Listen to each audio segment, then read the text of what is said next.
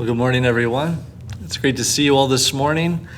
It's great to be back this week, and I appreciate all your thoughts, all your prayers, and I appreciate also your patience. In case I don't expect to need it, but in case I need to sit down, this is why this chair is up here. I'm still dealing with something doctors aren't quite certain about, but that's why the chair is here. And if I need to sit down, I appreciate if you're patient about that. This morning, our lesson will come from Psalm chapter 46.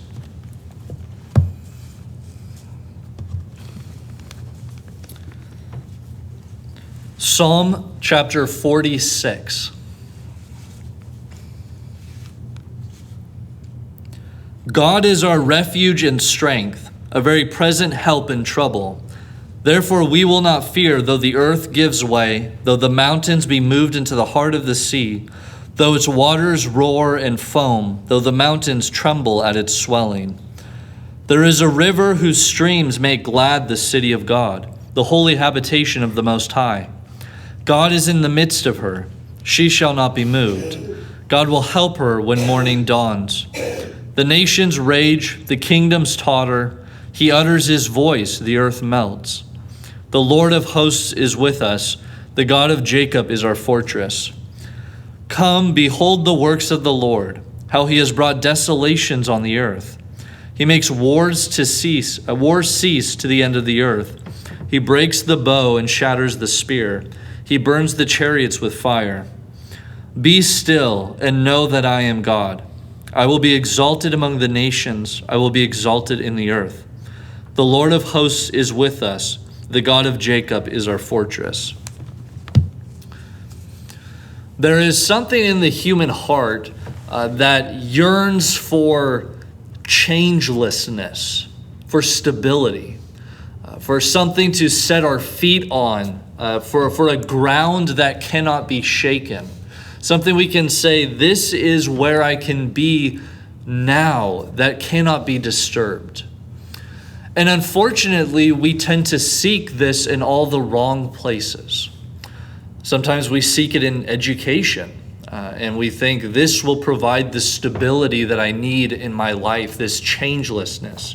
Or we seek it in money, or we seek it in human relationships, in family. This is my stability. This will see me through to the end. We seek it maybe in our politics, our political causes. We think this is finally going to be the thing that makes everything stable. And unfortunately for us, it's never true unless we seek it in God. And the title of the lesson this morning is the changeless God in a changing world. Because the nature of the world is that it changes. That things sometimes change for the better, and sometimes things change for the worse. And there is sometimes peace, and there is sometimes upheaval and turmoil. If you study history, you see this pattern again and again across time, across geography, and all different kinds of nations. And fundamentally, this comes from this question of where do we seek our changelessness? Where do we seek the answer to this yearning of our hearts?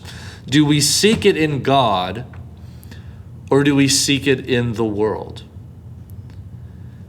And I chose this psalm to explore this, and really this psalm helped me to explore this and formulate the two kind of fed into each other.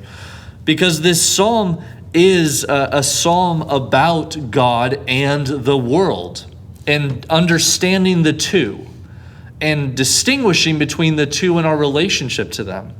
And so you have verses 1 through 7 speaking to our relationship either to God or to the world.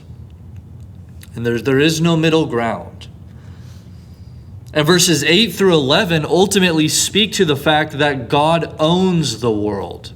The world is his. And that's an important thing to consider when we consider, should we seek stability in God or in the world? Well, it makes a huge difference knowing that God owns the world. And so I'd like us to go through this morning this psalm, asking the question, how does the psalm speak to our changeless God in a changing world? And we're going to look first at verses 1 through 3. And I'd like to reread these. Psalm 46, verses 1 through 3. God is our strength, God is our refuge and strength, a very present help in trouble.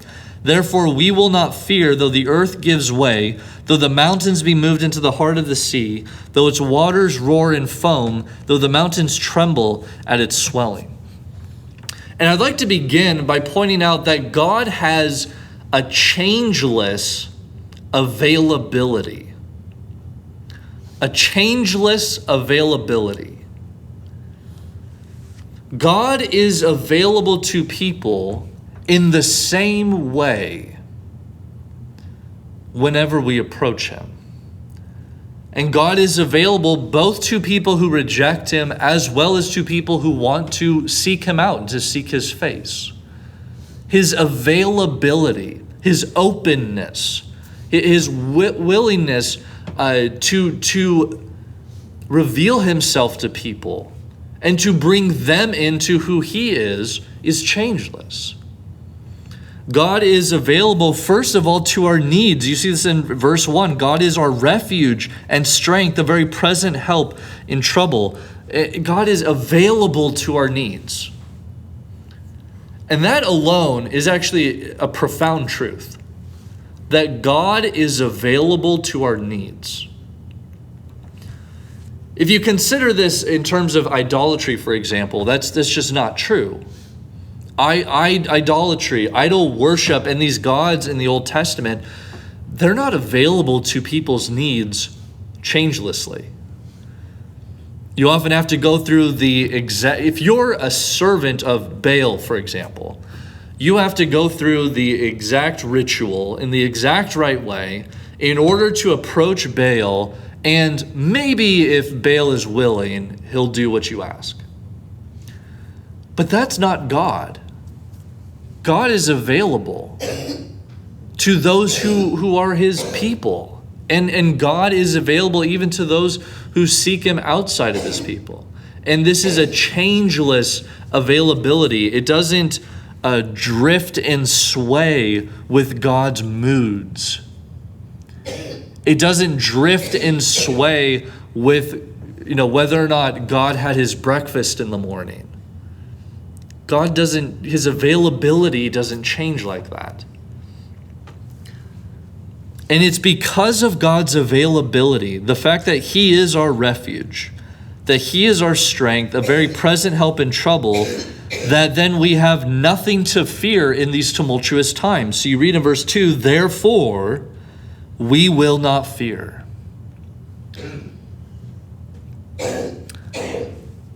There is a sense in this psalm then, our fearlessness is rooted in the availability of God.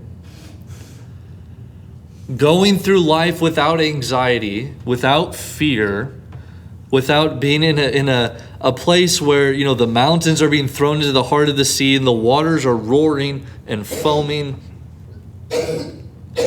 Being someone who is fearless, even though these things happen, is rooted in the availability of God. That he is our strength. He is our refuge. We can go to him and fully expect him to respond to us. This, however, cannot be said of the world. I want you to consider for a moment, is the world available to you? Is the world available to your needs? I mean, just to use my own example that recently happened, last Wednesday, I fainted in the parking lot, and Marilyn was here, and she helped me with that. And then I tried to make a schedule, an appointment with a cardiologist, because that's what all the doctors have been telling me I need to do. I don't have a cardiologist appointment until the end of July. The world is not available to us. And as Christians, I think we are starting to learn that the world is not always available to Christianity. It doesn't always make itself open and sympathetic to Christians, to Christian beliefs, to Christian ideas. We have lived for a long period of time in this country when the world was available to us as Christians. But things are changing very rapidly. And the world's availability is shifting and changing and swaying because the world's availability changes. And if we try to find sympathy, if we try to find comfort, if we try to find that changelessness that our heart yearns for in the world, we will have fear. We will feel rejected. We will feel anxiety and anticipation.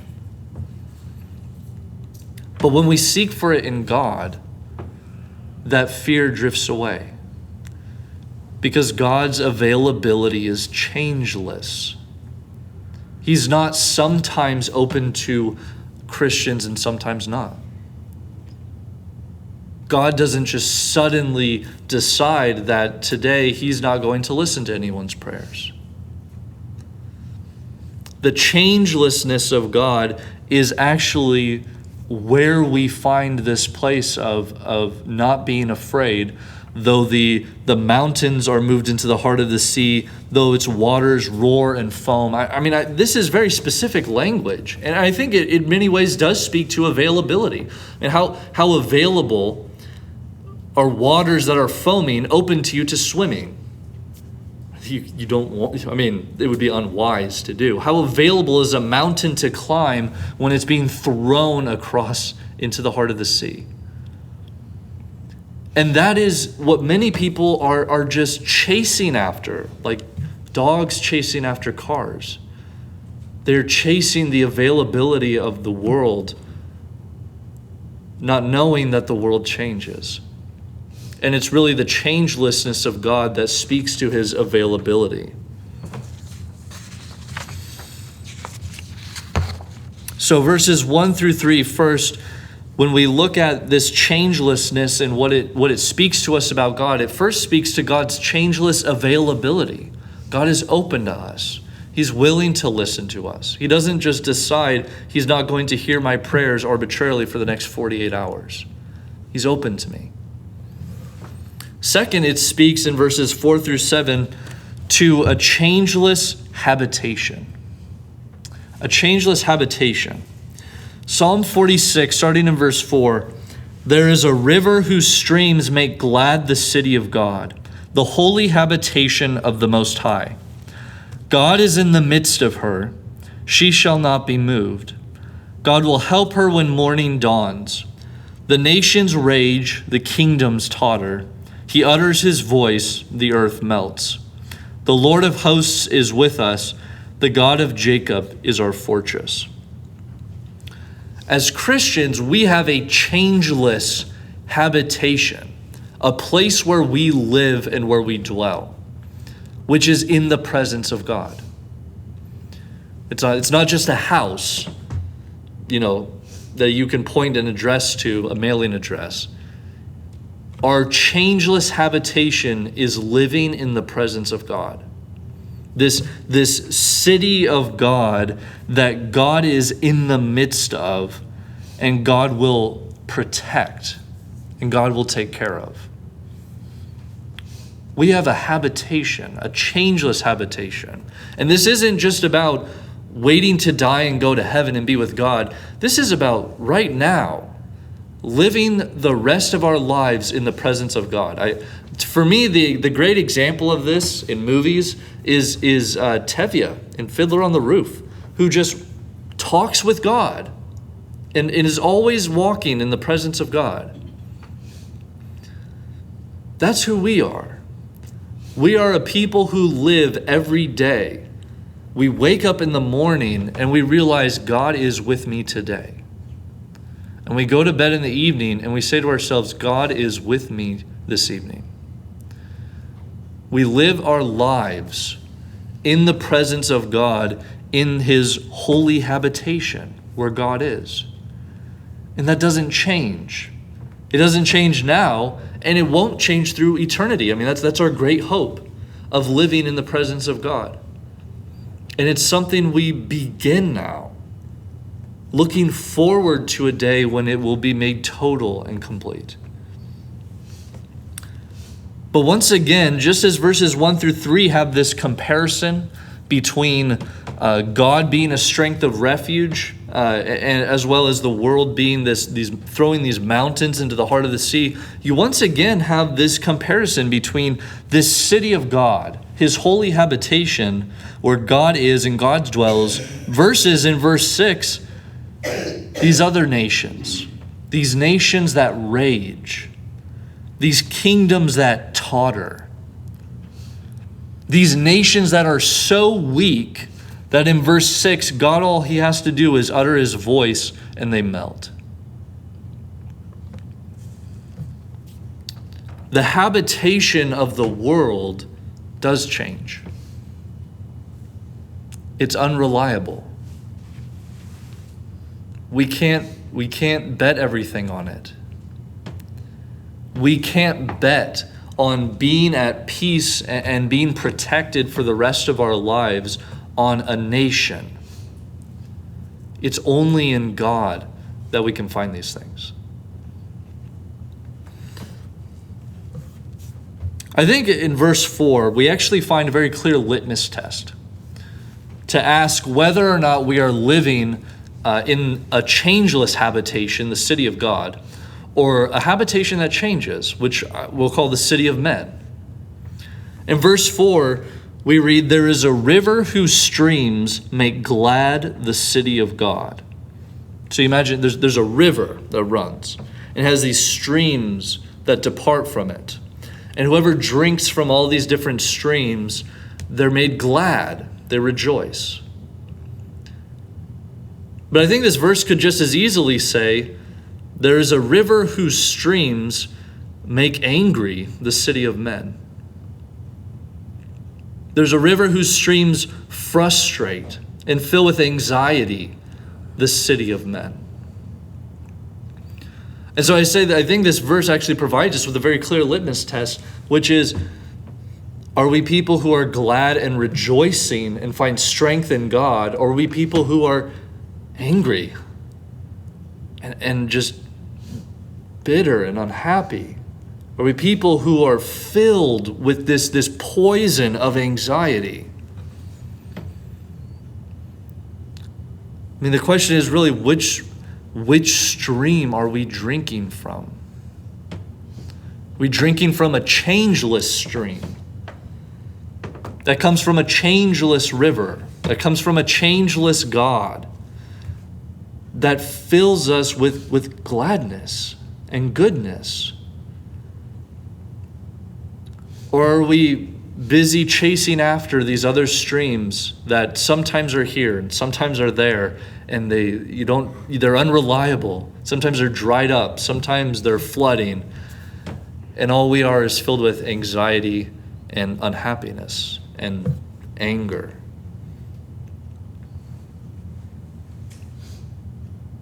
I say this because I think right now you can really see this in people. People are being divided greatly right now. Some people are changeless. They are rooted in the comfort and the peace of God, and they find God as this changeless strength. But there are some people who are drinking from these changing streams, and their minds are just filled with anxiety and with anger and confusion, and they don't know what to make of what's going on. I think this verse could easily say, just as much as it says there's a river whose streams make glad the city of God, it could say there's a river whose streams make angry and confuse the city of men. And the question for us is, which streams are we drinking from? How are we nourishing ourselves? How are we nourishing our minds and our spirits? Are we filled with a calmness and with a peace and with the comfort and changelessness of God? Or are we filled with anxiety and anger and confusion at the changing and the changefulness of the world? See, this psalm, I think, beautifully contrasts God versus the world. You have verses 1 through 3, God versus this shaking and this rocking. The earth itself can't even stay stable. Mountains are thrown into the sea. And then you have the cities, the city of God that doesn't change, that is stable, versus this city of man that rages, that totters, that at any moment could crumble or tip over to its side.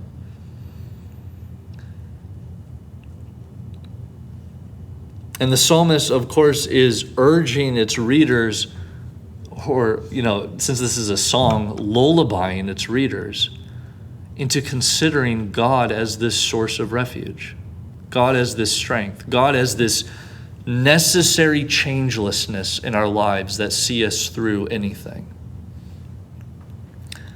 So verses 1 through 3, we see this changelessness of God that is necessary for us and for our lives.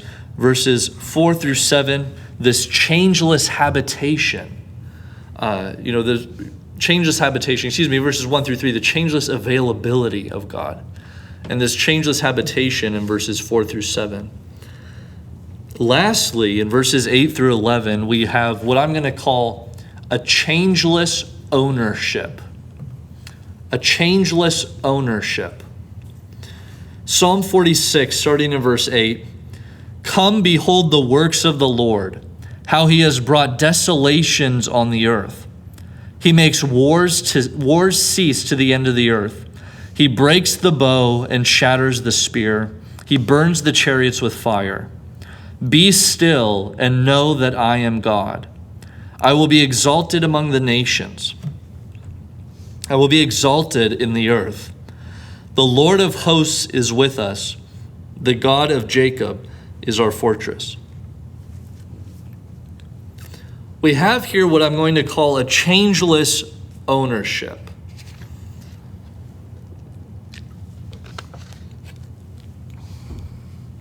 But I don't mean to say that God does not allow other people some kind of reign and dominion and kingdom on the earth, because that's not true.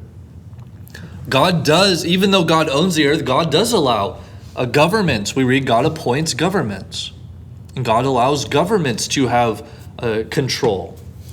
And Jesus himself even speaks of Satan as the ruler of this world at one point.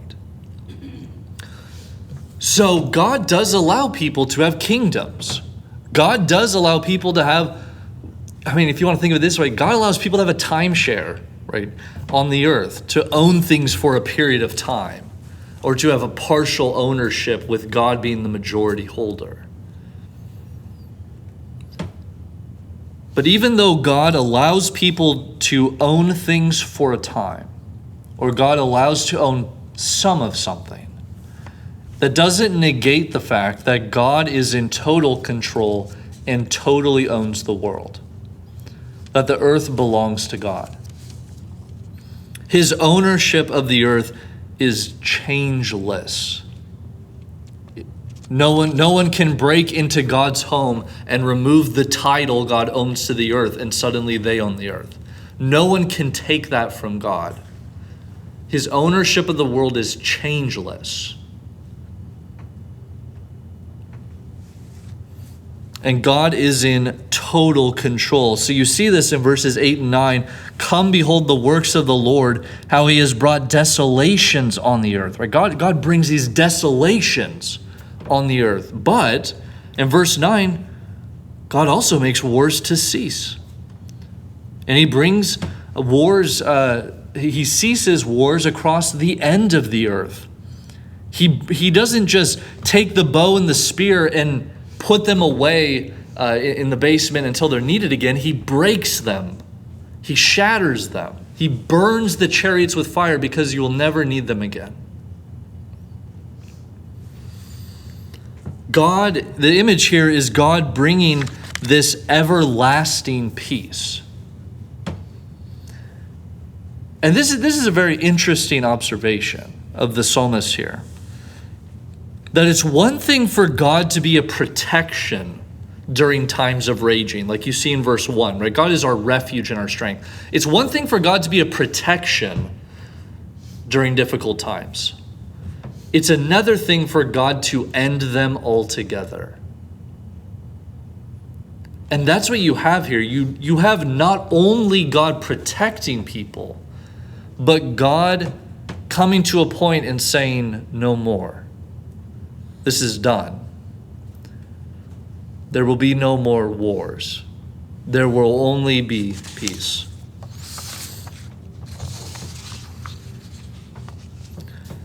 God is in control of the earth because the earth belongs to him, and nothing can take that from him. And then we have God giving these instructions to his people. So God can end wars, which by the way, is something man cannot do. We cannot end wars. I mean, I don't know if you're familiar with this, but in like the 1800s, the mid to late 1800s, just before World War I, there were people writing about how modern man is so evolved that there will be peace. There will be no more wars. We finally come to this place where we can have peace. And then, of course, World War I and World War II happened. I mean, the bloodiest wars in human history.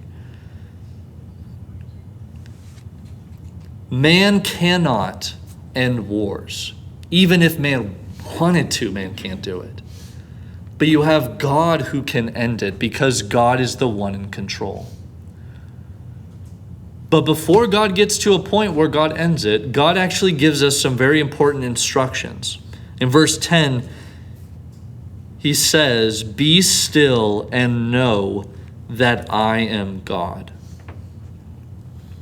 Be still and know that I am God. I mean, to be still is going to be something like do nothing. Right? It's going to be something like pay attention. It's going to be something like don't let anxiety poison your mind. Be still. Be still and know that I am God. We have a hard time with that, don't we? Stillness. I mean, you see it in children when you have to try to teach children how to sit still. But it doesn't end with children. We get to become adults and like we have a really hard time being still even afterward. We have a really hard time not going here to here to here, looking for answers, looking for something other than God. We have a hard time just sitting in our rooms in silence thinking about God. Stillness is not just something for children to practice so they don't disrupt a service. Stillness is something adults have to practice. We have to get down. It takes practice. It's difficult to be still. And yet this is God's instructions for us. At a time when nations are raging, when kingdoms are tottering, God tells us, be still and know that I am God. It's very similar to what God says to Moses and Israel when he leads them out of the Exodus. He just tells them, you have to do nothing. You have only to be silent and God will fight for you. I think it's the same idea here. You have to do nothing, but rely on the changelessness of God, and God will take care of it. It's a good practice from time to time to step back from a raging world and to just remember that God is God. And that's what God is saying. Be still and know that I am God. Because there's nothing higher than God. There's nothing more powerful than God. And we look at this mind who is speaking to us, and he's saying, I am God. All that you consider to be God, that is eternal, that is timeless, that knows everything, that is all powerful, I am this. I am God. Just be still, do nothing, and remember that.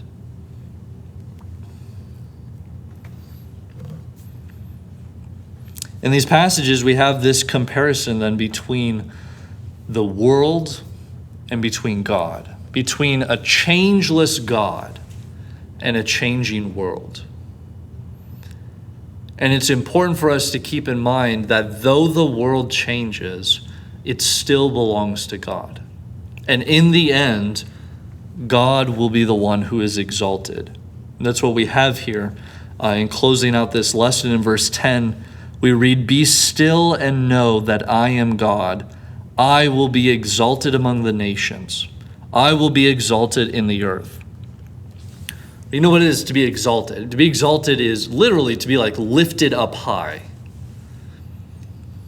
And it's really to be seen in this true majesty, true glory, to be honored and worshiped and revered.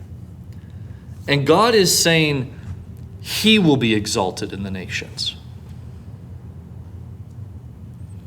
Nothing else will.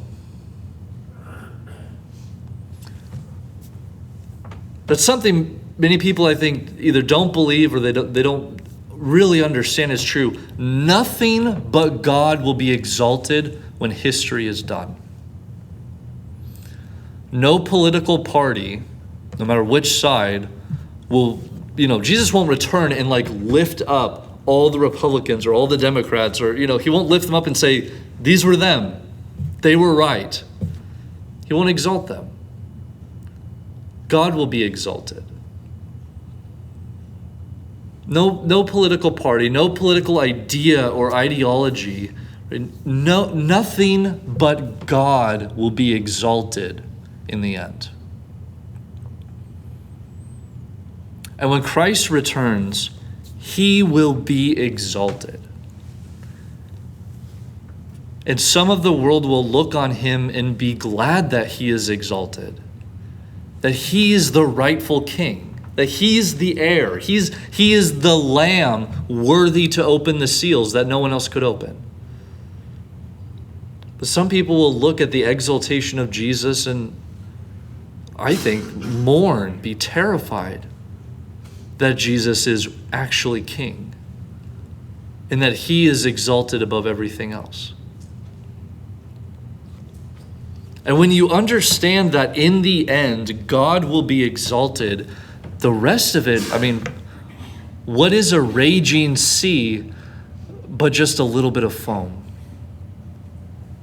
What is a mountain thrown into the sea but someone just picking up a stone and throwing it into a creek? What is any of the raging and the tottering of these kingdoms when in the end God will be exalted? And that's what we set our hopes to. That's what we set our minds to, because God is changeless.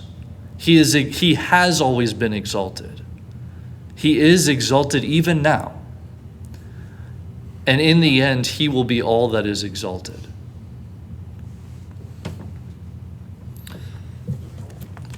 Our changeless God is available to us.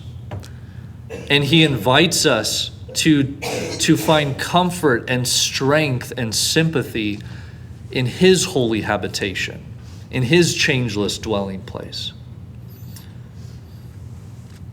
And because the truth is that when all is said and done, the world belongs to God, and nothing can change that.